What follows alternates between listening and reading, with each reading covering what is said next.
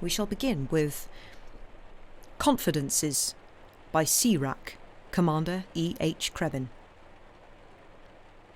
In a lonely, deserted corner of the yard I came across her, that old ship of mine.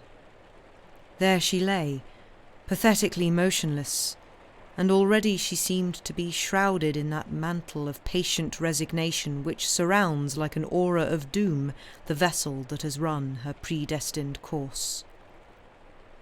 And because I had loved her, though years passed, I sat heavily down on a decrepit bollard on the jetty side and let my eye wander over the rusted plates and the stark barrenness of her dismantled frame.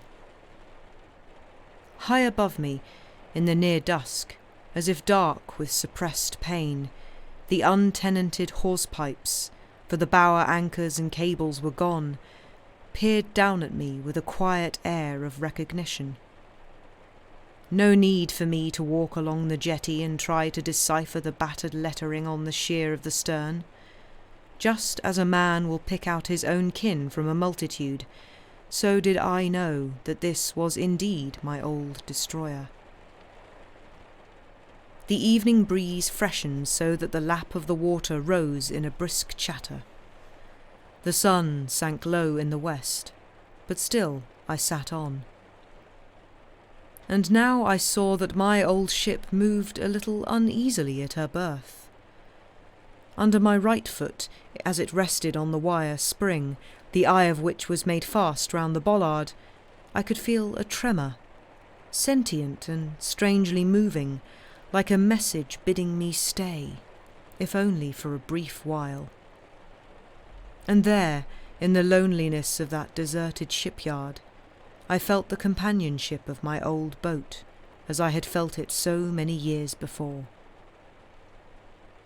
But now it came, that feeling, with a poignancy that opened wide the floodgates of memory.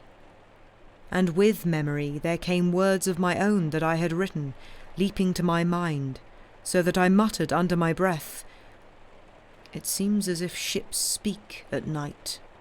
Little rattles, squeaks and groans emphasise the stillness on board.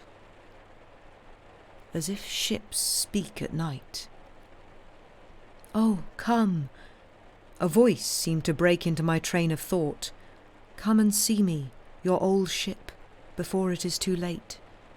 There is so much to talk about, and so little time. So little time, and so much to talk about." I rose to my feet and shivered. It was dusk.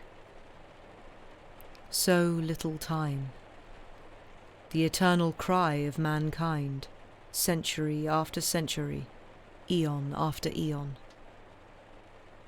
And suddenly there, in that graveyard of ships, ships that had once been proud and strong and gallant, aye, and gay, there came to me an instinctive feeling that I should go. The appeal must not remain unanswered. It was as if an old and trusted friend lay in the dark valley and whispered, stretching out a hand.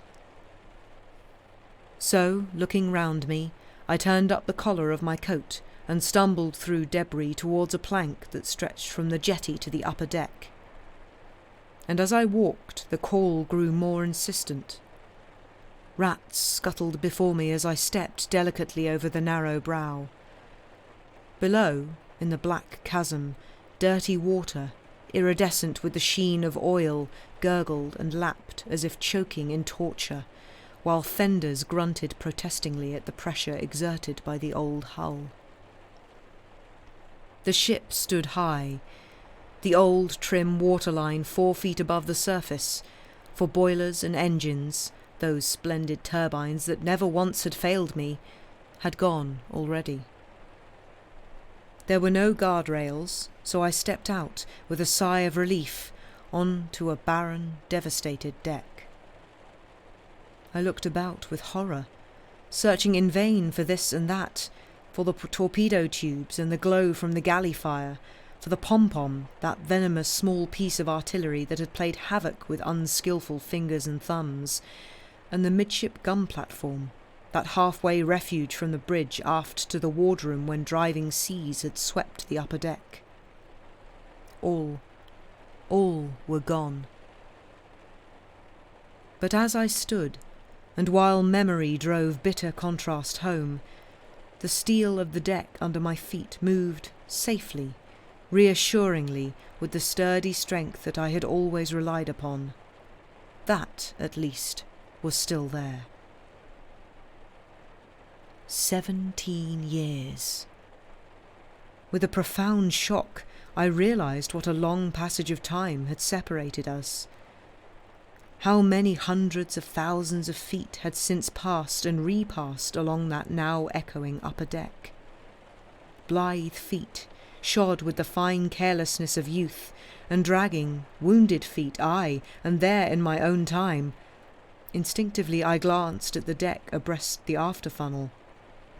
Still bodies, torn and blackened, whose eyes had stared through the white ensign with the stern, direct gaze of death at the muted stars under whose pale light their souls had fled. And the sure, steady feet of my old captain, that characteristic tread of his sounded suddenly in my ears, so that I peered aft, searching the shadows while my heart drummed.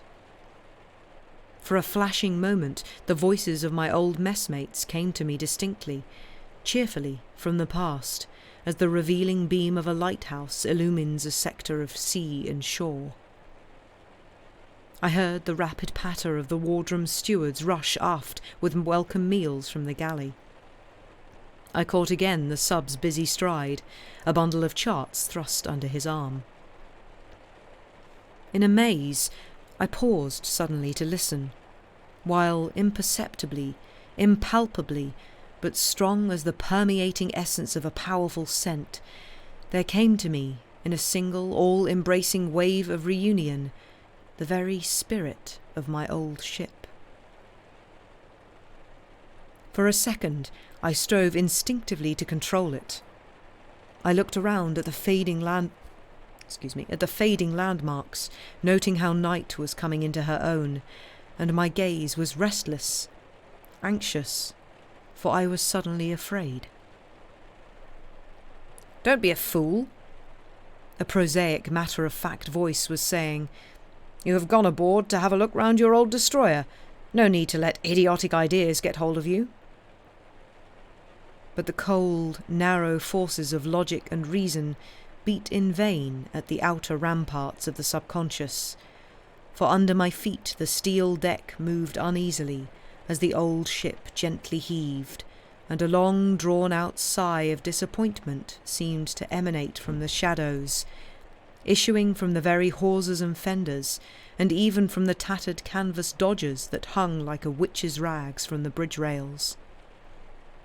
"So little time," the voice breathed, "and so much to say." Hesitatingly, I turned forward towards the chart house, and as I looked up at the bare, stark lines of the skeleton-like bridge, the memories of many a wild night came surging back out of the past. Like tiny, rapid exposures of a microscopic camera, pictures, blindingly vivid, flashed across the screen of memory, so that I lived again, in a moment, whole months of experience. Once more the biting easterly gale drove in my face. I saw the metallic-looking moon, the high, crested combers, and the yellow, yeasty wave-tops. Instinctively, as I had done so often 17 years before, I clutched at the nearest refuge, the funnel casing rail, and felt the high, shuddering climb and the sickening plunge. Bump, bump, bump, as the sharp, sturdy bows ploughed a resistless way through the heart of a giant wave. My breath caught as I watched the green sea break in thunder on the echoing forecastle and saw the creaming torrent overwhelm the forecastle gun. And the voice from the shadows, growling, grumbling, was the voice of my old captain. "Bumping, sub, she's bumping like fury. 25 knots into a full gale. Blast the battle boats, never think of us poor coves escorting 'em." The wind howled and the topmast rattled.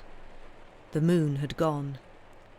My head in a whirl, I gripped afresh the rail under my hand. "Look out, sub, hold tight!" The voice was rising.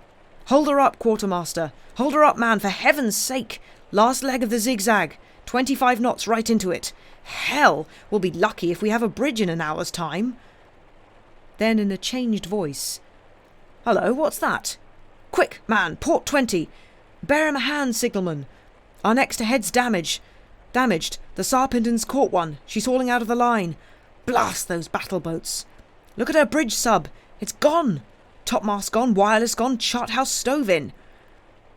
The burly figure in oilskins and sou'wester shook an impotent fist in the direction of the starboard quarter, where the vast black shapes wallowed their majestic way through the storm. "Bridge gone! There's Jenkins, good skipper, sub, crawling his way through the wreckage. I can see him, he's alone, crawling through the wreckage. Oh, poor devil, he's hurt. He's got to the wheel. He's found one spoke left. His left arm looks bust, but he's getting a nose back into it. No sign of the quartermaster. Officer of the watch has gone too.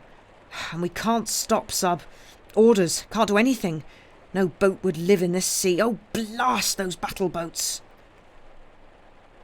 The leaping seas were flattening out. The fury was calming. Gradually, still gripping the funnel casing rail, I refocused my eyes, looking round in amazement at the stark ship on whose deck I stood. "I was reminding you," the voice said. "That and much more have we shared. Come." I mounted the ladder to the forecastle and stood a moment looking aft. It was from this spot that I had been hurled aft one night, caught by a huge wave just after leaving the bridge. In spite of myself, I shivered. It had been a near thing. 200 feet I had gone in a flash that had yet seemed endless, and without once touching the upper deck. The funnels, the torpedo tubes, the aftergun platform, all these I had encountered with varying degrees of violence until— "I did my best," the voice said earnestly. "I think I saved you that night. I made a supreme effort to raise my upper deck before the wave carried you over the stern. Hundreds of tons of water I threw off my back, and just did it, for my magazine hatch caught you. It was painful." Instinctively I rubbed my knee, which had held 17 stitches. "But you did not go over the side." I nodded, well satisfied. Then, as I looked aft, slowly a constriction came to my throat. From this spot I had given my young, confident orders many times for the hoisting of the whaler. It seemed suddenly a long time ago. I heard again the tramping feet, and saw once more the 2 long lines of men surging aft on the boat's falls, their rhythmic passage imbuing the responsive hull under their feet with a lilting quiver that continued for a moment like an echo after the long-drawn-out order, "High enough!" "Was that really me?" I muttered, catching for an instant a glimpse of a young figure on whose cuff there proudly gleamed one golden stripe and curl. "Yes," the voice replied, "for we are all atoms in time, passing on our ways purposefully down the ringing avenues of light, knowing not this nor that, but catching every once in a while a glimmer of the music that is pure truth." Slowly, I let fall my hands from those stanchions I had gripped so often 17 years before. Stumblingly, I directed my steps those few well-worn yards to the open chart-house door. An odour drifted out to me, of cheese and mouldering biscuit and stale billy-can, for humanity, following its vocation of shipbreaking, had sheltered oft in there from rain and storm, had taken its dinner hour there. Dimly, The cobweb-encrusted portholes showed pale and grey in the forward bulkhead, like unlighted moons. For a moment I hesitated, then went through that well-remembered doorway. And in some strange way memory showed me, simultaneously with my passage, a young sub-lieutenant, his face eager and laughingly beckoning me on, while alongside me an older edition of the sub-lieutenant walked with me, and on his sleeve were 2 golden stripes. His face was graver, for he carried the authority of a first lieutenant of destroyers. Startled, I peered over my shoulder, for yet another figure loomed close behind me. It was that of the acting captain, older still, the face more lined, the eyes weary-looking, but burning with a steady light.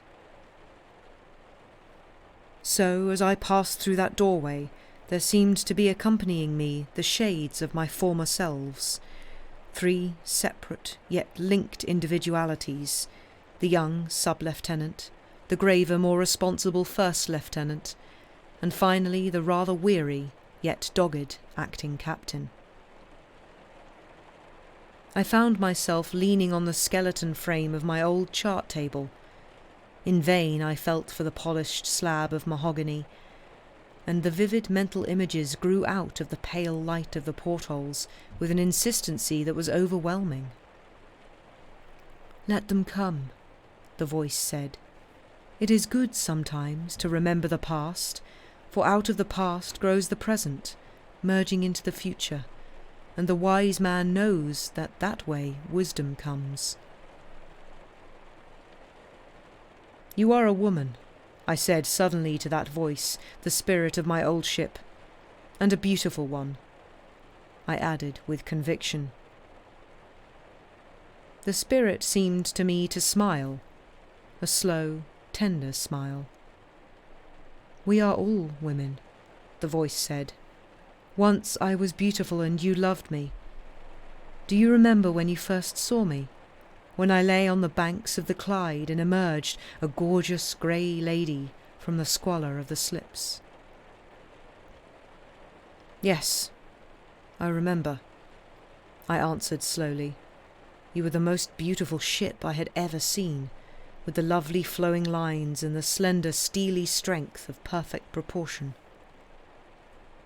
The voice sighed.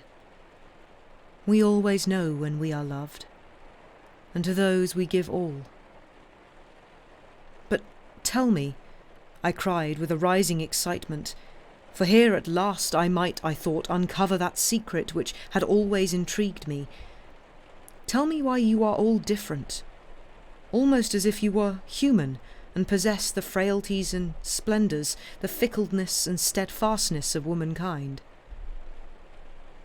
"Because," said the voice proudly, "we are fashioned by men, nay, more, by artists very frequently. For 6 months 500 men worked day and night to make of me a thing of strength and beauty, and every blow of a riveting hammer added something more than steely endurance to my slender frame, for a man cannot fashion truly without giving something of himself. Every day and night, for 6 months, 500 of the finest workmen in the world imbued me with something of their steadfastness and devotion, while the finest designing brains watched carefully over my growing pains. So that inherent in me is the sum total of their endeavours.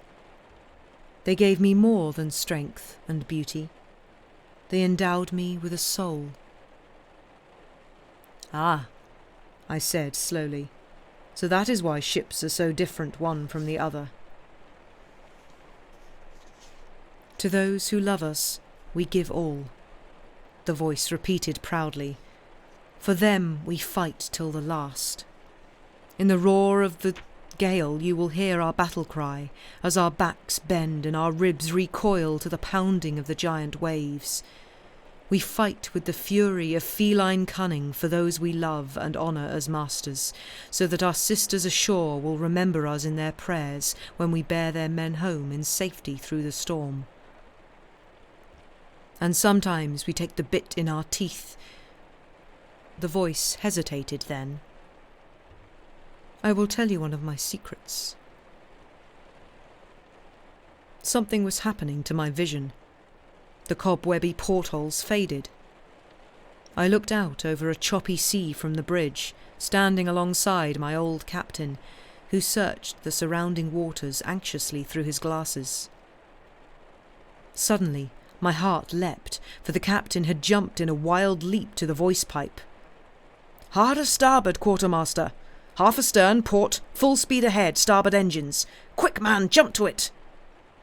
Then, a moment later, "Blazes, man, you got the wrong helm on! Starboard, I said, not port! Sub, jump below and see what's the matter with that damned fool of a quartermaster! There's a torpedo coming straight for us, only 500 yards away!" The vision faded. I was looking again through the dirty portals in the chart house, and my brow was wet with sweat. "Yes," I muttered huskily. "I remember. A few seconds later we thanked our lucky stars for that apparent lapse of the quartermaster's, for the torpedo sank before it reached us. And if we had been carrying starboard helm, we should have run straight into a couple of mines floating low in the water." "I did that," said the voice gravely. "I knew it was the only hope. Usually," the voice was low and strangely womanly, "I was quicker when danger was near." "Yes, I know," I said. "I noticed that often. It was almost as if you understood, especially that night in the Pentland Firth." "And now," the voice breathed, and, I think, faltered for the first time, "you must go. It is getting late, and you are cold." "Ah, dear and gallant lady," I whispered, "it is sad to leave you yet once again. To me you are still that lovely ship of 17 years ago. I see that creaming, flashing bow wave, and the lilt of your swift stride like deer grazing the grass tops in full flight, and the jaunty toss of your head, and the trim, raking beauty of your hull, the gleam of torpedo tube and of burnished steel, the tinkle of telegraph bell, and the hoist of gay bunting fluttering colourful from the slender straightness of the main. And you were mine. But now, life is all flux and change," the voice replied.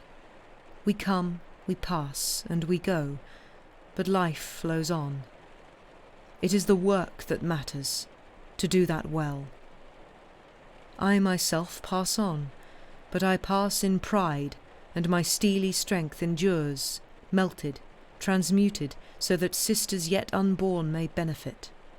Thus the work that was done on the Clyde those 17 years ago is not wasted. Nothing is lost in the cosmic law." Dazed, I stretched my cramped limbs, staring there through those cobwebby portholes, and the voice whispered, "Take it. It will remind you of all those happy days we had together when we were young." My mind in a whirl, I found myself stumbling off the upper deck, with something clutched firmly in my left hand. The gentlest zephyr of wind suddenly brushed my cheek and forehead, fragrant as pine, yet strong with the tang of the southeast trade. "Farewell," the voice breathed softly. "I cannot guard you ashore as I guarded you when we were shipmates long ago. Step carefully, for it is dark and the way is difficult." There was a curious mistiness in my vision, but gentle hands seemed to guide me over the rotten gangplank, and I stood at last on the jetty, then stumbled blindly away. An intolerable sense of loss assailed me, so that I staggered carelessly into debris and obstacles that bestrewed my path. Halting, I looked back, but could see nothing in that pit of darkness. I raised my hand as if in salute. "Farewell, gallant lady," I muttered. "Farewell." And so, stumbling often, barking shins and feet on hard, unyielding obstacles, and after sundry adventures, I arrived finally at a ramshackle building near the gates, which was the superintendent's hut and office. A dull light gleamed under the torn curtain which shrouded the window. I knocked and entered. An old bent man, with metal spectacles hanging precariously from a long, melancholy nose, rose shakily from a chair to greet me. I asked him if I could keep a memento from my old ship, and after a moment repeated my request. He looked at me in a peculiar way, his gnome-like body throwing a curious, distorted shadow on wall and ceiling, dim like the light of the hurricane lamp that illuminated the room. "Where was this ship?" he asked me in return, and in his voice, husky, nervous, there seemed to sound a tremor of fear. I told him, and his ancient's face paled. "What have you got in your hand?" he asked tremulously. "This memento you told me about."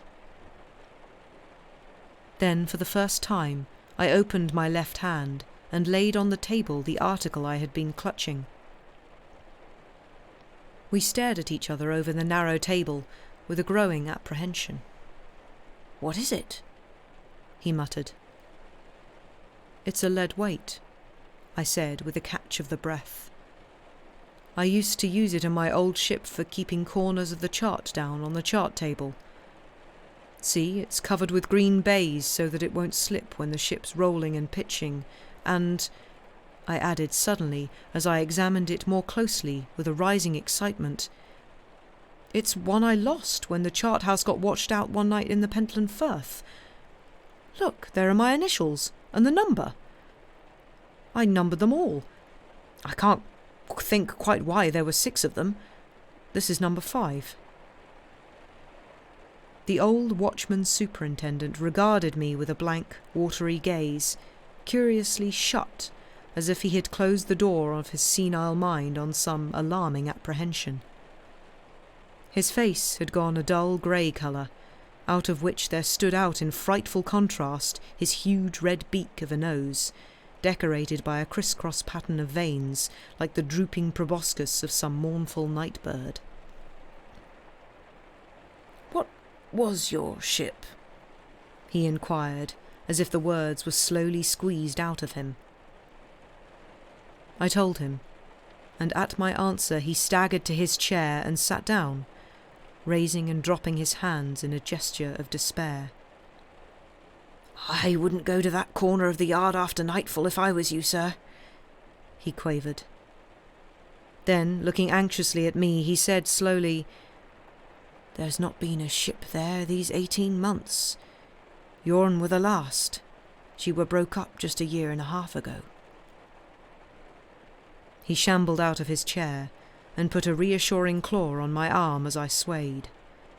"Don't take it hard, sir," he said tremulously. "I wouldn't go to that corner of the yard after nightfall myself for all the gold in the Indies." "Not a ship?" I muttered, aghast. "No, sir, not a ship," came the quavering but earnest reply, and I weighed the peculiar emphasis on the last word, while we stood staring at each other, pale of face, there, under the flickering lamplight. The end. I did like the end there. There's not been this ship's been dead for 15 years. Very much that. I liked that one. I thought that was really, really well written. Happy International Gallant Ladies Day, everyone. Exactly. Gasps. Exactly. Dun dun dun. Yeah. I liked that one. I always get a bit about how sailors describe ships sometimes, because it's just like, oh, it's such a pretty ship and so womanly and curvy, and it's like, this is kind of a bit weird, guys. I know you probably haven't seen a woman in a long time because you're on the seas, but still a bit weird. But yeah, I thought genuinely some of that was quite moving. And yes, nice little spooky twist. Nice spooky twist at the end there, very nice. Right. Another question is, do I read one? Yeah, let's read this other one. If I can find it. Where did it go? Come back here. Sometimes it does feel icky, Thunder, I agree. Spooky twist. It's much like a soupy twist, but spookier. Yeah, sometimes it does feel icky, but I felt like this one was a little bit more kind of, I guess, respectful. Yeah, sometimes it can feel a bit like, are you objectifying the ship? Because that's weird if you're objectifying the ship.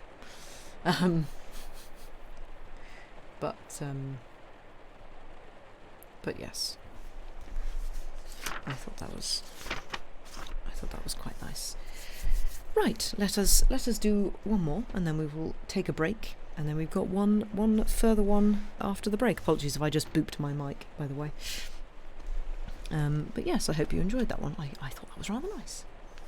Right, just grab some water. My voice, if you cannot tell, a little bit husky.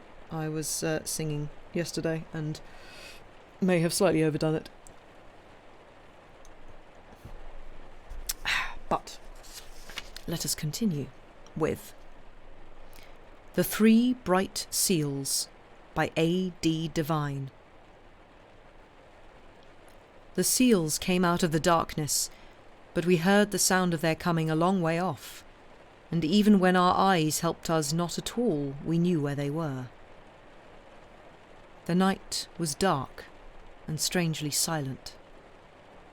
What little wind there was came from the east of north, a light wind and uncertain, enough to keep the mainsail bellied out and the foresail lifted, enough to give us a fictitious air of progress. Actually, the heavy swell which rolled in endlessly and with the awful inevitability of the African coast from the westward drove us back as much, and perhaps even more, than the wind sent us ahead. The wind made no noise. Neither with us nor with the sea did it fling itself about, making idle sounds. Under our bows was a little crushing sound at times, such a sound as a naked toe might make in the smooth side of a silent dune. That was why we knew the seals were coming so early. They came down with the drift of the wind from the northeast, having perhaps heard us, for their ears are infinitely sharper than ours. First we heard the cough of the old bull. Perhaps he had some affliction of the throat. At all events, every time he surfaced he would cough.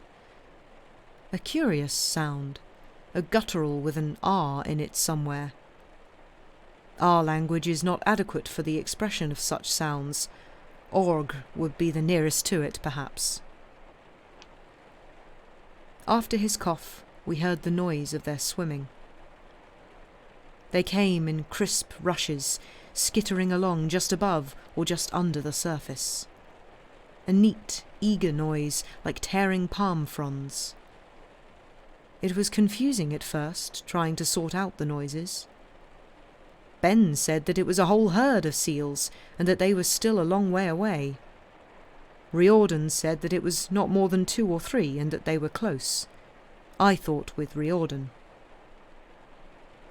We saw them first out on the port quarter, perhaps 100 yards away, and we saw them by the light they made. There had been phosphorescence before they came, of course. There is always a good deal of it in those waters when the weather is warm, but it had not been out of the ordinary. They seemed to bring it with them, or perhaps it was only because it was there that they came. Anyway, we saw patches of brightness way out over the quarter, and the sound came from there also. I saw 2 patches of light. So did Ben. Riordan said there were 3. They came close up quite early, and Riordan said 3, but Ben and I could still see only 2. The log line fascinated them first. It was a short line, yacht pattern, and we could see the log ship swimming in a little pool of phosphorescence that it made for itself, ragged and with streamers hanging out behind. The big bull went at it first. He coughed, and then we saw him dive, and after he'd dived we still saw him, for the phosphorescence lined him with light. He sounded, as I said, and he swam up underwater from astern and nosed at the log ship. Then he plunged forward, still underwater, and came up to our counter almost, and we could see the whole of him, all picked out in green fire. We could see the beautiful oval shape of his head, and though mostly he moved them too fast, the clean, handsome shape of his flippers.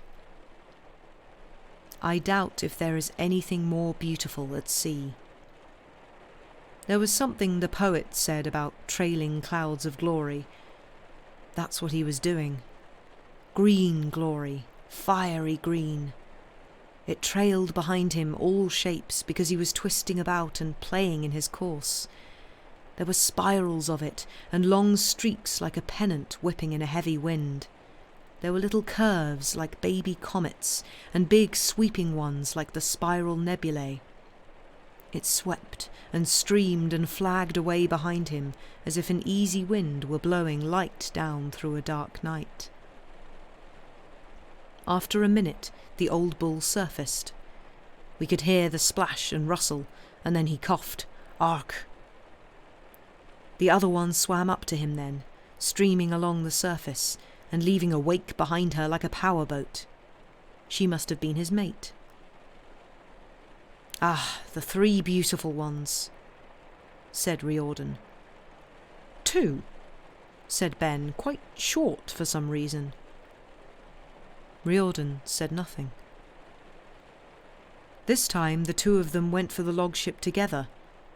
They were playing with it now.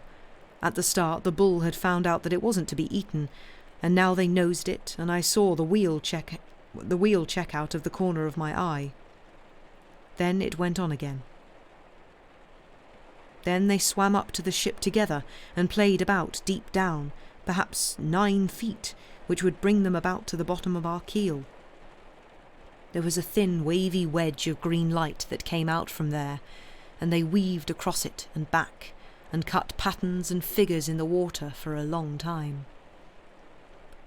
Then they both surfaced again, and the old bull coughed. Ben took the flashlight from the cockpit and threw the beam over the water. He picked up the big bull's eyes at the first throw. Red they were, with the green fire slipping off his head and flippers. The white light from the torch looked mean and stupid after the beauty of it. "Ah, take the light off the beauties," said Riordan. "Why would you be after disturbing them then? And they the loveliest things God made. Leave them, Ben. There's more mystery in them than you'll ever know." He was a queer man, Riordan. A fisherman once from the little islands outside Galway. He'd done lots of things after, but his father knew the sea folk, and Riordan half believed himself. He was queerer than ever, that trip, for we shouldn't have been where we were, off the Diamond Coast, and where we had been was not any man's business except our own, and perhaps the Diamond Police. From the night we had set out, Riordan hadn't been more than half himself. All fancies and queer dreams, though the work we'd been doing was practical enough, God knows, to spill the fancies out of any man's mind. Ben took the light off the big bull. Somehow he looked naked and angry under the glare of it, and Riordan stretched out his hand and put the torch down on the lid of the locker beside the wheel.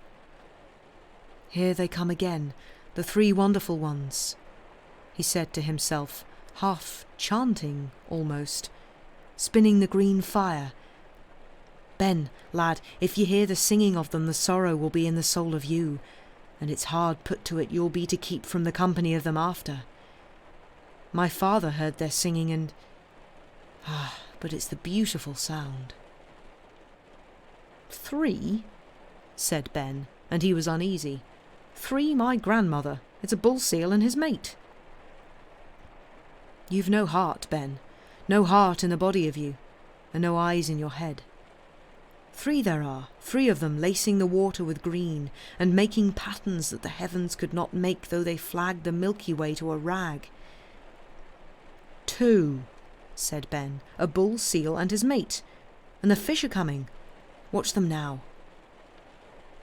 The fish were coming. Never before have I seen them come like that. A shoal going through phosphorescence makes a light of its own, but this shoal came with a glory underneath it. We could see it for a minute, perhaps, for it travelled slow. Big it was, and formless, but the edges of it were never ragged. It hung there, a fathom down, perhaps, not more, and the light hung with it, and you could see no fish, but only the cloud of the light, rolling and swaying a little at the edges, like a pool of poison gas on a still day, seen from an aeroplane. Perhaps it was more like a balloon, not properly blown out, and moving along feebly, but always with the edges round and neat. It came up with us, very slowly, and then suddenly we pitched a little, and the bow dropped down with a splash. Quicker even than I can think of it now, the cloud burst. It exploded away from us, as sparks explode when they tip the big ladle in a foundry, or when the end of a high-tension wire drops suddenly in the darkness. The cloud of the shoal had been one colour before, softly bright, smooth, neat-edged against the dark of the unlit water. Now it was all hard, jagged flashes, little spurts of light, streaks of startled fish, every one separate, every one for himself, just as human friendships break up under a sudden stress. It was beautiful, and it was also terrible. The seals smelt the fish at the same time, or perhaps they heard them. They came forward under our quarters, one on each side, and the green fire was brighter now than when they were playing, brighter far. "Ah, my beauties, in, called Riordan, getting to his feet. "Lulu, in! Break them up!" "Seals," said Ben, "just as I said, going fishing." "Ah, Ben," said Riordan, with a kind of ecstasy in his voice, and nothing more. Ben was quiet for a while. The seals broke surface amidships with a sort of rush, all bright and fiery. Then they sounded again, and the last we saw of them was a sort of coruscation of light. They must have fed full and quickly, for they came back after 10 minutes and started playing with the log again. "And there's my 3 again," said Riordan when he heard the first cough of the bull. "2!" said Ben, more insistently this time. "If it wasn't that we were a dry ship—" "Ah, Ben," said Riordan, "it's not one drop that I've had in me since this voyage began, and you know it. The very throat of me's crying out for it now. Leave me be to my 3 beautiful ones, and go below. I'll keep your watch and my own." We'd seen all the patterns we wanted then, Ben and I. The seals were there, and likely to be there all the dark night. We went below. It must have been a full hour later that we jibed. The boom came over with a smash to port, and fetched up against the weather runner with a crash like a falling mast. I was out of my berth on the crash, but Ben was quicker. He was on the deck before me. "God!" he said, "what the—" But there wasn't anybody there to shout at. The cockpit was empty, and the wheel was in charge of itself. Ben hailed at once, "Riordan!" There was no answer. We both stepped to the edge of the counter. The seals were still there, swimming. "Riordan!" Ben sang out again, and then, before he could catch his breath back, he croaked out, The third seal. I looked down. There were 3 all right. Only one was Riordan, and he was brighter than the other 2 by quite a bit. Ben dived on the word seal, and it floated back to me almost from the water. It took us most of an hour before we got Riordan breathing again, and the first thing he said, and he was still unconscious then as I think it, was, the singing. Afterwards he said, "Oh, the 3 lovely things." Ben said nothing. The end.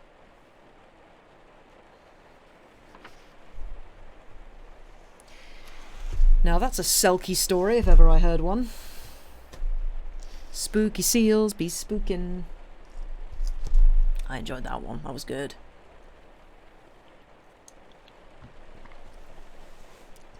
Don't go diving after seals, folks. Where's Harper's when you need it? I know. That's what I thought when I was reading it. I was like, damn. Yes. Yeah. If anyone here doesn't know stories or tales of the Selkies, I'm assuming you probably all do. You're probably pretty sort of up on your folklore, but yeah, definitely go look them up. Especially Scottish folklore of Selkies. I think Selkies are fairly universal thing, like seals that are. You figured on Selkies as soon as the seals came in, yeah. But yeah. I recently read a book about Orkney. It's kind of I don't even know how to describe it, but it's kind of like it's called an Orkney tapestry by a poet / writer called George Mackay Brown, who's kind of Orkney's poet, and it's a very poetic look at the Orkney Islands and stuff, and there's a fair few Selkie stories in that. Yes, and I guess there's random things that I've done recently that are all Selkie related, but there's also a song by Nancy Kerr, the wonderful Nancy Kerr, folk singer, called Fragile Water, that is peak Selkie vibes. So I would absolutely advise going and checking that out because it's a gorgeous song. But yes, I'm going to throw us to a break. Also, oh yes, Lady Maisry. I knew there was someone else. Yes, Lady Maisry do also have a fantastic Selkie related song called The Grey Selkie. It's not an original, I don't think, that one. I think it's an old folk song, but the version is stunning, as quite frankly as everything Lady Maisry do. No idea. I feel like it's not. I may be wrong though. It could be. But anyway, let's go and have a break. So yeah, go have a break, do break related things, and we shall see you back in about 5 minutes. Bye for now.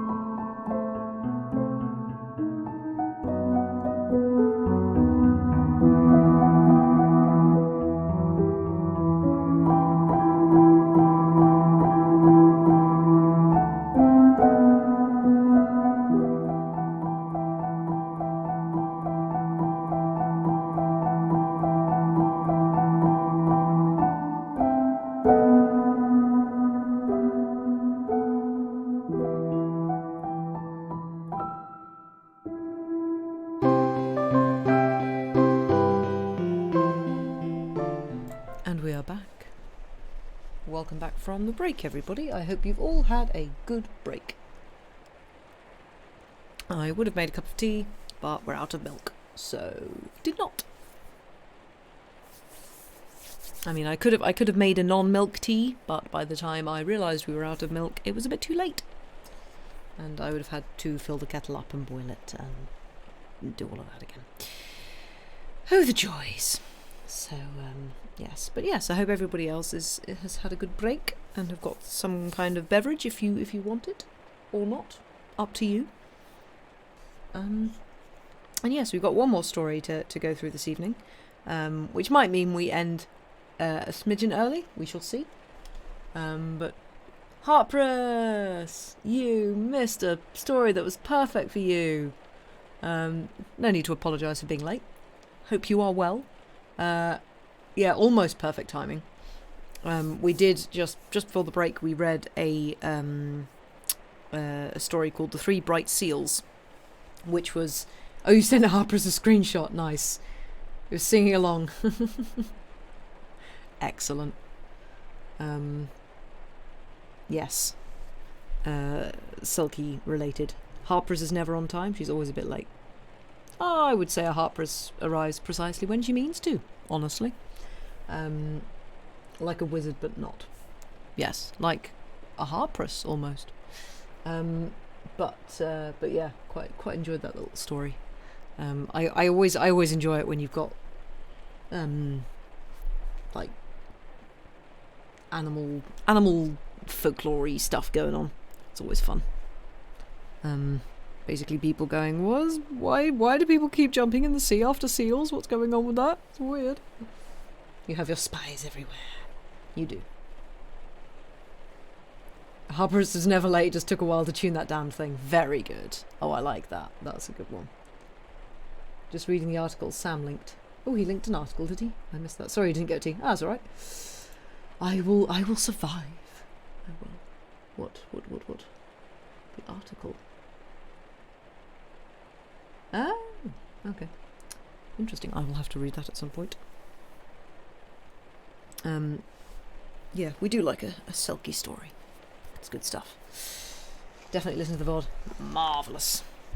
Oops. I really need to stop punching the microphone. Sorry, microphone. I might need to like move it back slightly, but you know. Right. This one is a slightly longer one, so in theory it should take us. Oh, maybe we'll do the whole thing. Oh, excuse me. I'll get there. Excuse me again. Got to keep that mic in its place. Yep, exactly. Also, the story that's before this one in the book is obviously Scottish, and it's someone who has tried to write in a Scottish accent, which looks fun. Yeah. I mean, it does sometimes make it easier, and then sometimes it really doesn't. Oh no, yes, Sam's nemesis is people who try and write sort of dialectically. Do love some heavily accented writing. Oh yeah. You gotta love it. But yes, so we've had a sort of ghost ship kind of story. We've had spooky seals. And now, do we fancy some Antarctic adventures? Because I have to translate this into my language and back into an accent I can speak. Exactly. So this is... Yeah. This story here, for anyone who hasn't watched The Terror, gives me very Terror vibes. So, puts the chill back into literacy. Nice. Exactly. I mean, it is snowing, or was snowing at least earlier. I think the snow has largely been rained away. So it is appropriate. But yes, I hope you are all sitting comfortably. And we shall continue with Wrecked in the Antarctic by W. Clark Russell. The boat in which the author is sailing has struck an iceberg, and he has been injured by the impact. I lay for a long while insensible, and that I should have recovered my mind instead of dying in that swoon, I must ever account as the greatest wonder of a life that has not been wanting in the marvellous.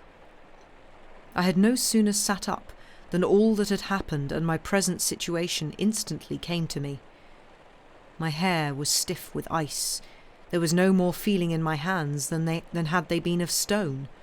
My clothes weighed upon me like a suit of armour, so inflexibly hard were they frozen.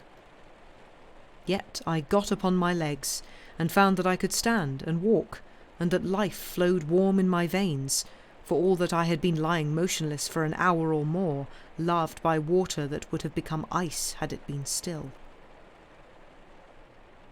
It was intensely dark. The binnacle lamp was extinguished, and the light in the cabin burned too dimly to throw the faintest colour upon the hatchway. One thing I quickly noticed, that the gale had broken and blew no more than a fresh breeze. The sea still ran very high, but though every surge continued to hurl its head of snow, and the heavens to resemble ink from contrast with the passage, as it seemed, close under them of these pallid bodies, there was less spite in its wash, less fury in its blow. The multitudinous roaring of the heaving blackness had sobered into a hard and sullen growling, a sound as of thunder among mountains heard in a valley. The brig pitched and rolled heavily. Much of the buoyancy of her earlier dance was gone out of her. Nevertheless, I could not persuade myself that this sluggishness was altogether due to the water she had taken in. It was wonderful, however, that she should still be afloat. No man could have heard the rending and grating of her side against the ice without supposing that every plank in it was being torn out. Finding that I had the use of my voice, I hallooed as loudly as I could, but no human note responded. 3 or 4 times I shouted, giving some of the people their names, but in vain. Father of mercy, I thought, what has come to pass? Is it possible that all my companions have been washed overboard? Certainly 5 men at least were living before we fouled the ice. And again I cried out, "Is there anyone alive?" looking wildly along the black decks, and putting so much force into my voice with the consternation that the thought of my being alone raised in me, that I had like to have burst a blood vessel. My loneliness was more terrible to me than any other condition of my situation. It was dreadful to be standing, nearly dead with cold, in utter darkness, upon the flooded decks of a hull wallowing miserably amid the black hollows and eager foaming peaks of the labouring sea, convinced that she was slowly filling, and that any moment she might go down with me. It was dreadful, I say, to be thus placed, and to feel that I was in the heart of the rudest, most desolate space of sea in the world, into which the commerce of the earth dispatched but few ships all the year round. But no feature of my lamentable situation so affrighted me, so worked upon the passions of my mind, as my loneliness. Oh, for one companion, even one only, to make me an echo for mine own speech. Nay, God himself, the merciful Father of all, even he seemed not. The blackness lay like a pall upon the deep, and upon my soul. Misery and horror were within that shadow, and beyond it nothing that my spirit could look up to. I stood for some moments as one stunned, and then my manhood, trained to some purpose by the usage of the sea, reasserted itself, and maybe I also got some slender comfort from observing that, dull and heavy as was the motion of the brig, there was yet the buoyancy of vitality in her manner of mounting the seas, and that, after all, her case might not be so desperate as was threatened by the way in which she had been torn and precipitated past the iceberg.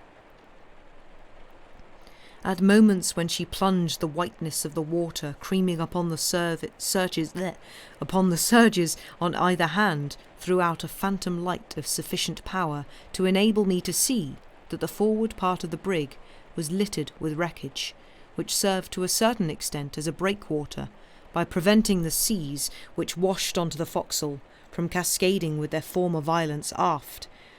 Also that the whole length of the main and topmasts lay upon the larboard rail and over the side, held in that position by the gear attached to them.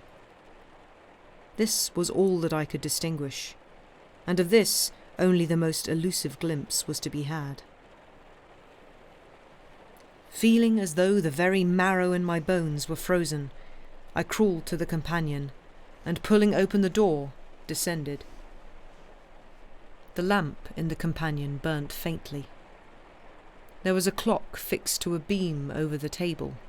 My eyes directly sought it, and found the time 20 minutes after 10. This signified that I had 10 or 11 hours of darkness before me. I took down the lamp, trimmed it, and went to the lazarette hatch at the after end of the cabin. Here were kept the stores for the crew.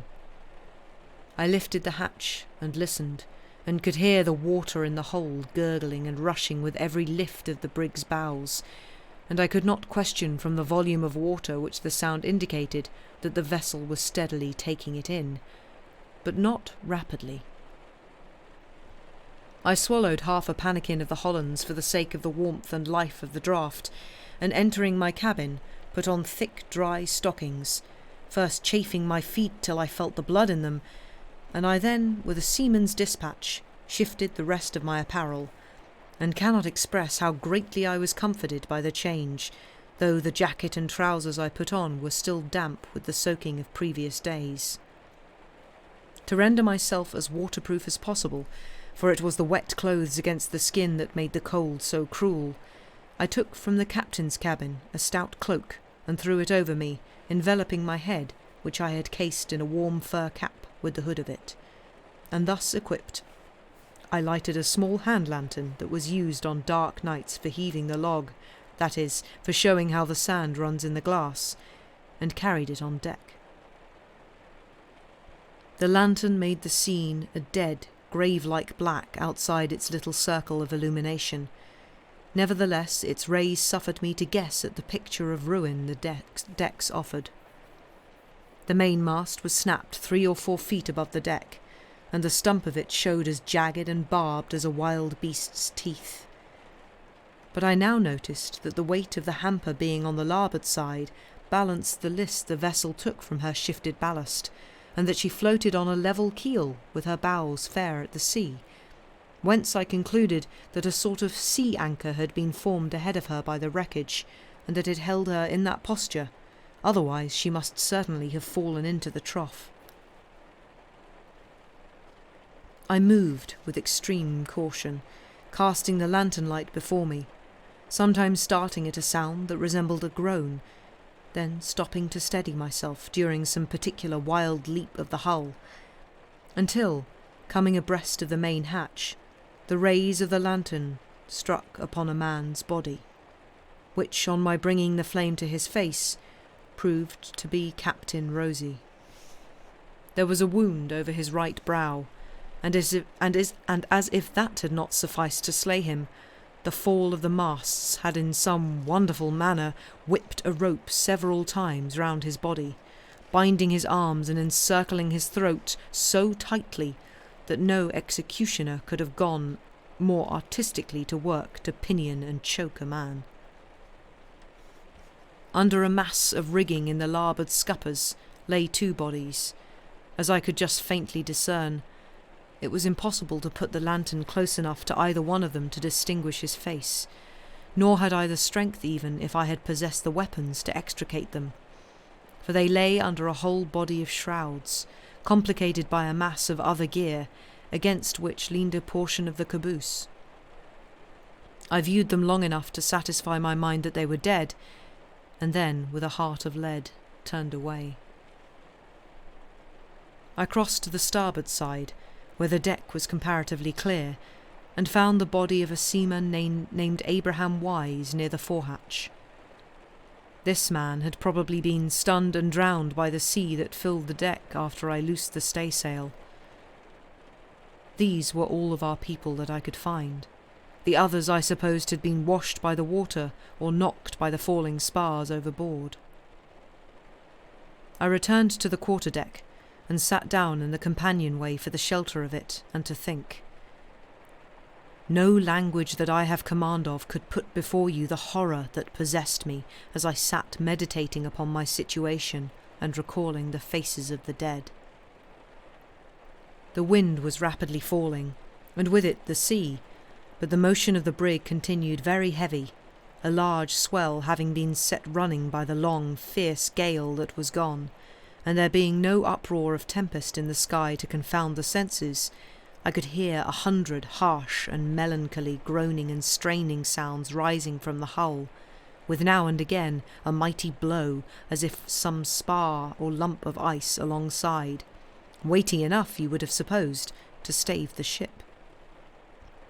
But though the Laughing Mary was not a new vessel, she was one of the stoutest of her kind ever launched, built mainly of oak, and put together by an honest artificer. Nevertheless, her continuing to float in her miserably torn and mangled condition was so great a miracle that, spite of my poor shipmates having perished and my own state being as hopeless as the sky was starless, I could not but consider that God's hand was very visible in this business. I will not pretend to remember how I passed the hours till the dawn came. I recollect of frequently stepping below to lift the hatch of the lazarette, to judge by the sound of the quantity of water in the vessel. That she was filling, I knew well, yet not leaking so rapidly but that, had our crew been preserved, we might easily have kept her free, and made shift to rig up jury masts and haul as best we could out of these desolate parallels. There was, however, nothing to be done till the day broke. I had noticed the jolly boat bottom up near the starboard gangway, and so far as I could make out by throwing the dull lantern light upon her, she was sound. But I could not have launched her without seeing what I was doing, and even had I managed this, she stood to be swamped and I to be drowned. And, in sober truth, so horrible was the prospect of going adrift in her without preparing for the adventure with oars, sail, mast, provisions, and water, most of which, by the lamplight only, were not to be come at amid the hideous muddle of wreckage, that sooner than face it, I was perfectly satisfied to take my chance of the hulk sinking with me in her before the sun rose. Chapter 2. The east grew pale and grey at last. The sea rolled black as the night from it, with a rounded, smooth-backed swell. The wind was spent. Only a small air, still from the north-east, stirred. There were a few stars dying out in the dark west. The atmosphere was clear, and when the sun rose I knew he would turn the sable pall overhead into blueness. The hull lay very deep. I had at one time, during the black hours, struck into a mournful calculation, and reckoned that the brig would float some 2 or 3 hours after sunrise, but when the glorious beam flashed out at last, and transformed the ashen hue of dawn into a cerulean brilliance and a deep of rolling sapphire, I started with sudden terror to observe how close the covering board sat upon the water, and how the head of every swell ran past as high as the bulwark rail. Yet, for a few moments, I stood contemplating the scene of ruin. It was visible now to its most trifling detail. The foremast was gone smooth off at the deck. It lay over the starboard bow, and the topmast floated ahead of the hull, held by the gear. Many feet of bulwarks were crushed level. The pumps had vanished, the caboose was gone. A completer nautical ruin I had never viewed. One extraordinary stroke I quickly detected. The jolly boat had lain stowed in the longboat. It was thus we carried those boats, the little one lying snugly enough in the other. The sea that had flooded our decks had floated the jolly boat out of the longboat, and swept it bottom up to the gangway where it lay, as though God's mercy designed it should be preserved for my use, for not long after it had been floated out, the brig struck the berg, the masts fell, and there lay the longboat crushed into staves. This signal and surprising intervention filled my heart with thankfulness, though my spirits sank again at the sight of my poor drowned shipmates. But, unless I had a mind to join them, it was necessary I should speedily bestir myself. So, after a minute's reflection, I whipped out my knife, and cutting a couple of blocks away from the raffle on deck, I rove a line through them, and so made a tackle, by the help of which I turned the jolly boat over. I then, with a handspike, prized her nose to the gangway, secured a bunch of rope on either side of her to act as fenders or buffers when she should be launched, and lying alongside, ran her midway out by the tackle, and attaching a line to a ringbolt in her bow, shoved her over the side, and she fell with a splash, shipping scarce a hatful of water. I found her mast and sail, the sail furred to the mast as it was used to lie in her, close against the stump of the mainmast, though I sought with all the diligence that hurry would permit for her rudder, I nowhere saw it.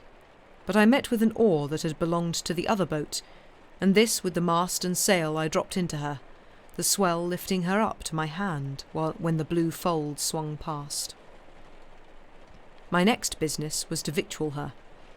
I ran to the cabin, but the lazarette was full of water, and none of the provisions in it to be come at. I thereupon ransacked the cabin, and found a whole Dutch cheese, a piece of raw pork, half a ham, 8 or 10 biscuits, some candles, a tinderbox, several lemons, a little bag of flour, and 13 bottles of beer. These things I rolled up in a cloth and placed them in the boat, then took from the captain's locker 4 jars of spirits, 2 of which I emptied that I might fill them with fresh water. I also took with me from the captain's cabin a small boat compass.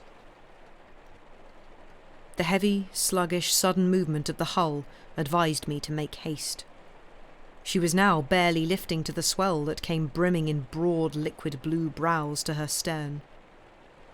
It seemed as though another ton of water would sink her, and if the swell fell over her bows and filled the decks, down she would go.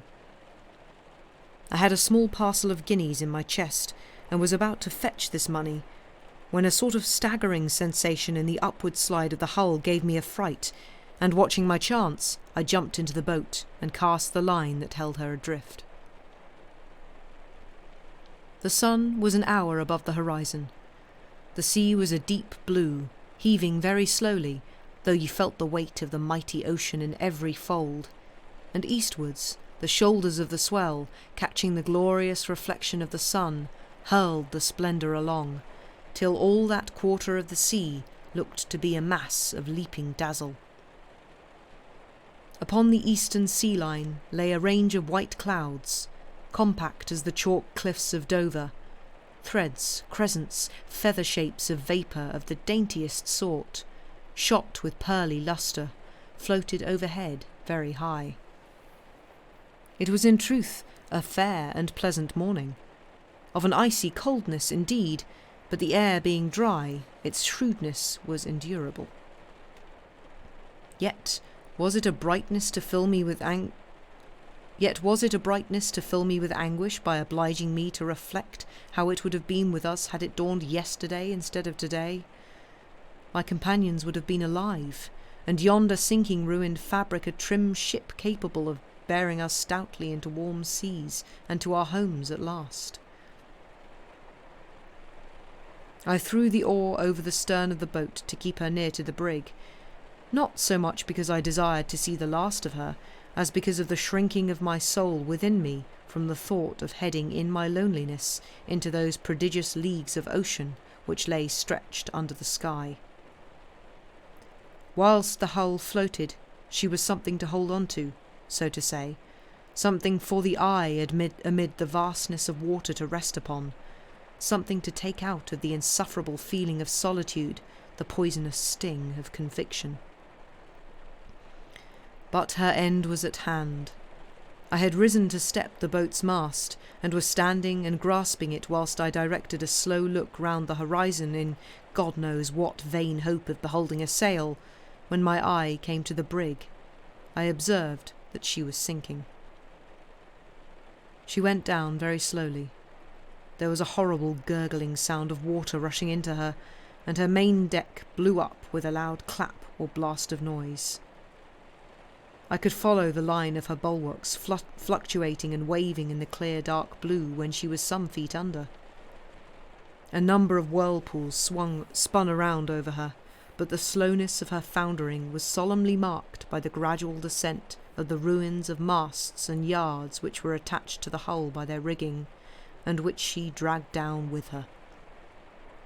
On a sudden, when the last fragment of mast had disappeared, and when the hollows of the whirlpools were flattening to the level surface of the sea, up rose a body, with a sort of leap. It was the sailor that had lain drowned on the starboard side of the forward deck. Being frozen stiff, he rose in the posture in which he had expired, that is, with his arms extended, so that when he jumped to the surface, he came with his hands lifted up to heaven, and thus he stayed a minute, sustained by the eddies which also revolved him. The shock occasioned by this melancholy object was so great it came near to causing me to swoon.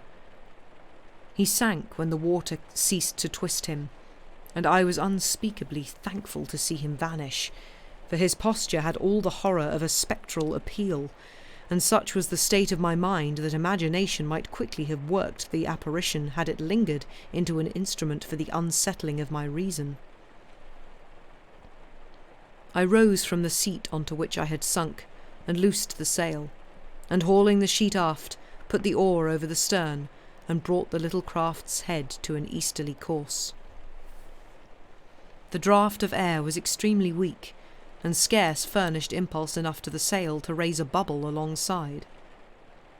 The boat was about 15 feet long. She would be but a small boat for summer pleasuring in English July lake waters, yet here was I and her in the vast heart of a vast ocean, many leagues south and west of the stormiest, most inhospitable point of land in the world, with distances before me almost infinite for such a boat as this to measure, ere I could heave a civilized coast or habitable island into view. At the start I had a mind to steer northwest and blow, as the wind would suffer, into the South Sea, where perchance I might meet a whaler or a South Seaman from New Holland. But my heart sank at the prospect of the leagues of water which rolled between me and the islands and the western American seaboard. Indeed, I understood that my only hope of deliverance lay in being picked up, and that, though by heading east I should be clinging to the stormy parts, I was more likely to meet with a ship hereabouts than by sailing into the great desolation of the northwest. The burden of my loneliness weighed down upon me so crushingly that I cannot but consider my senses must have been somewhat dulled by suffering, for had they been active to their old accustomed height, I am persuaded my heart must have broken, and that I should have died of grief. Faintly as the wind blew, it speedily wafted me out of sight of the floating relics of the wreck, and then all was bare, bold, swelling sea and empearled sky, darkening in lagoons of azure down to the soft mountainous masses of white vapour lying like the coast of a continent on the larboard horizon. But one living thing there was besides myself, a grey-breasted albatross of a princely width of pinion. I had not observed it till the hull went down, and then, lifting my eyes with involuntary sympathy in the direction pointed to by the upraised arms of the sailor, I observed the great royal bird hanging like a shape of marble directly over the frothing eddies. It was as though the spirit of the deep had taken form in the substance of the noblest of all the fowls of its dominions, and, poised on tremorless wings, was surveying with the cold curiosity of an intelligence empty of human emotion the destruction of one of those fabrics whose unequal contests and repeated triumphs had provoked its haughty surprise. The bird quitted the spot of the wreck after a while, and followed me. Its eyes had the sparkling blood-red gleam of rubies. It was as silent as a phantom, and with arched neck and motionless plumes seemed to watch me with an earnestness that presently grew insufferable.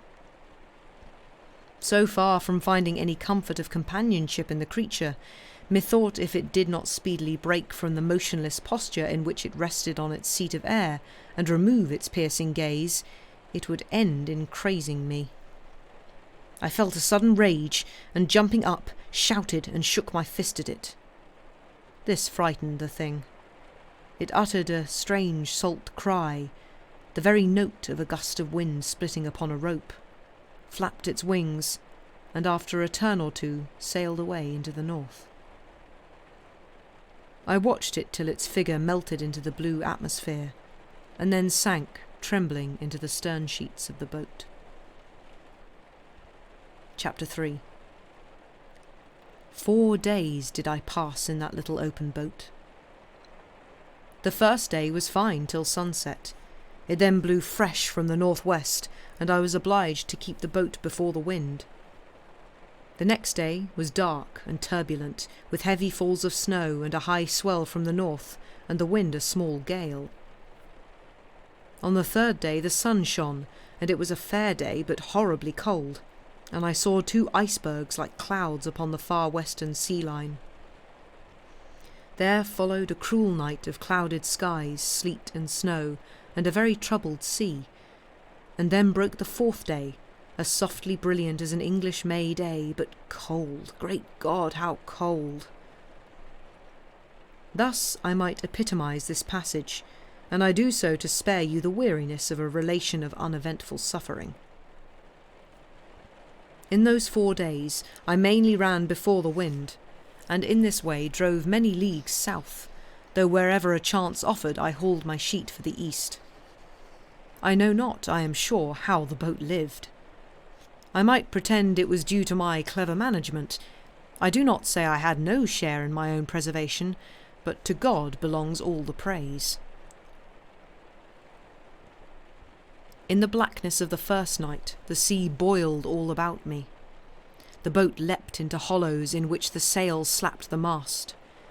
One look behind me at the high, dark curl of the oncoming surge had so affrighted me that I never durst turn my head again, lest the sight should deprive me of the nerve to hold the oar with which I steered.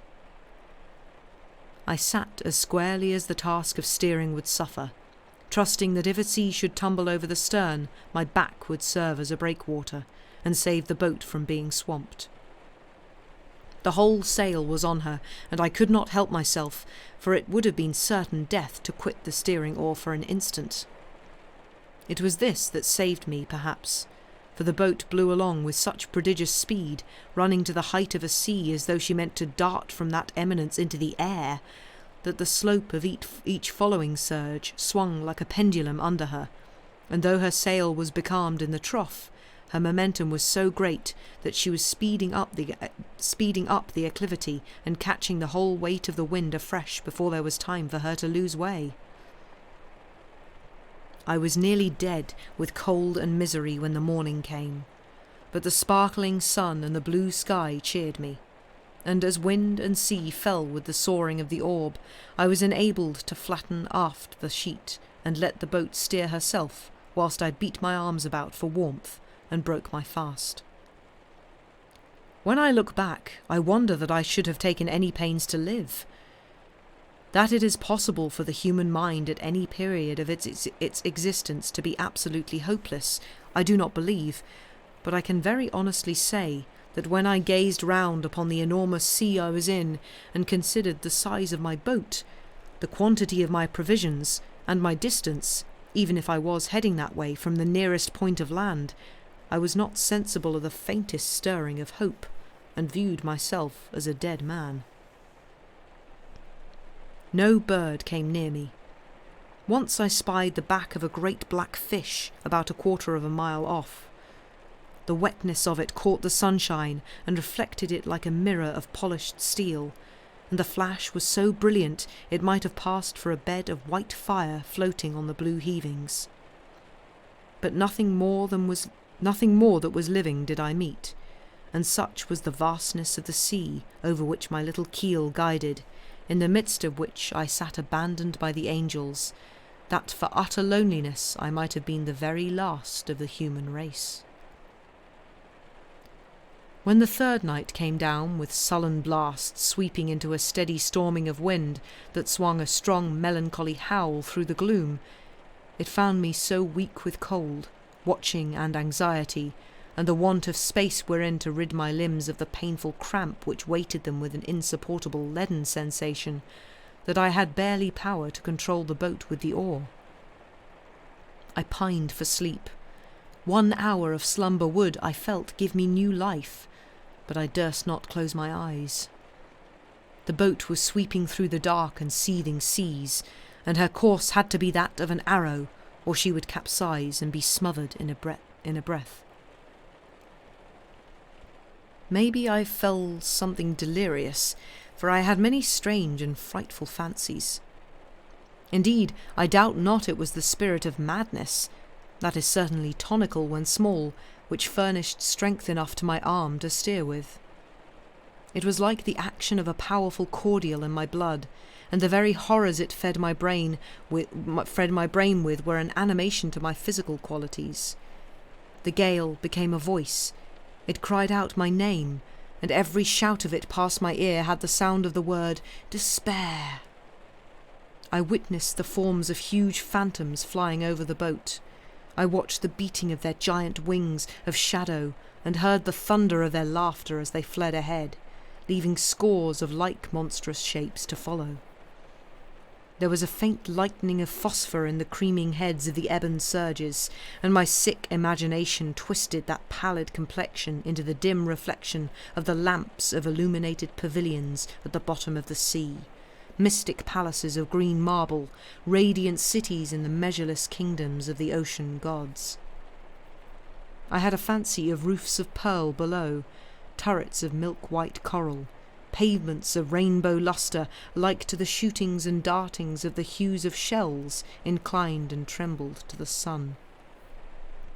I thought I could behold the movements of shapes as indeterminable as the forms which swarm in dreams, human brows crowned with gold, the cold round emerald eyes of fish, the creamy breasts of women, large outlines slowly floating upwards, making a deeper blackness upon the blackness, like the dye of the electric storm upon the velvet bosom of midnight. Often would I shrink from side to side, starting from a fancied apparition, leaping into terrible being out of some hurling block of liquid obscurity.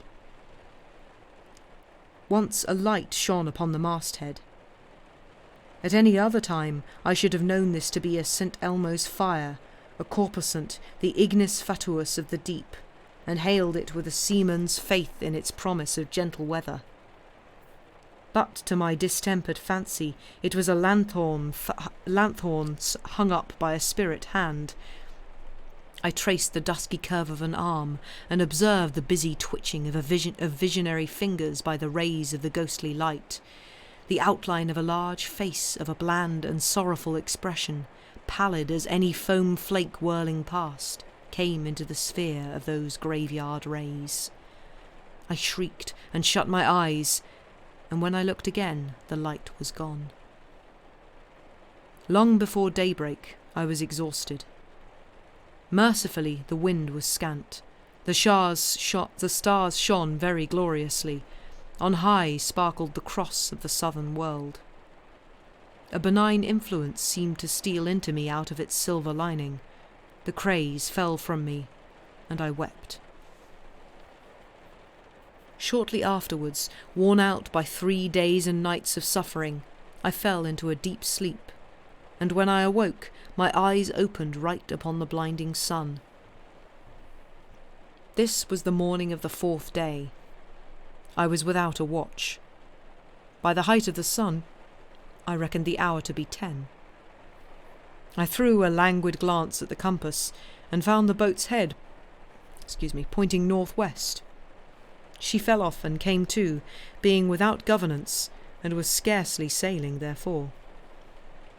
The wind was west, a very light breeze, just enough to put a bright twinkling into the long, smooth folds of the wide and weighty swell that was rolling up from the northeast. I tried to stand, but was so benumbed that many minutes passed before I had the use of my legs. Brightly as the sun shone, there was no more warmth in his light than you find in a moonbeam on a frosty night, and the bite in the air was like the pang of ice itself pressed against the cheek. My right hand suffered most. I had fallen asleep clasping the loom of the steering oar, and when I awoke my fingers still gripped it, so that, on withdrawing them, they remained curved like talons, and I believed I had lost their use, and even reckoned they would snap off, and so set up a mortification, till by much diligent rubbing I grew sensible of a small glow, which, increasing, ended in rendering the joints supple. I stood up to take a view of the horizon, and the first sight that met my eye forced a cry from me. Extending the whole length of the southwest seaboard lay what I took to be a line of white coast, melting at either extremity into the blue, airy distance. Even at the low elevation of the boat, my eye seemed to measure 30 miles of it. It was not white as chalk is. There was something of a crystalline complexion upon the face of its solidity. It was too far off to enable me to remark its outline, yet on straining my sight, the atmosphere being very exquisitely clear, I thought I could distinguish the projections of peaks, of rounded slopes, and aerial angularities in places which, in the refractive lens of the air, looked, with their hue of glassy azure, like the loom of high land behind the coastal line. The notion that it was ice came into my head after the first prospect of it, and then I returned to my earlier belief that it was land. Methought, if it were ice, it must be the borderland of the Antarctic Circle, the limits of the unfrozen ocean, for it was incredible that so mighty a body could signify less than the capes and terraces of a continent of ice glazing the circumference of the pole for leagues and leagues. But then I also knew that, though first the brig and then my boat had been for days steadily blown south, I was still to the north of the South Shetland parallels, and many degrees therefore removed from the polar barrier. Hence I concluded that what I saw was land, and that the peculiar crystal shining of it was caused by the snow that covered it. But what land? Some large island that had been missed by the explorers and left uncharted? I put a picture of the map of this part of the world before my mind's eye, and fell to an earnest consideration of it, but could recollect of no land hereabouts, unless indeed we had been wildly wrong in our reckoning aboard the brig, and I in the boat had been driven 4 or 5 times the distance I had calculated, things not to be entertained.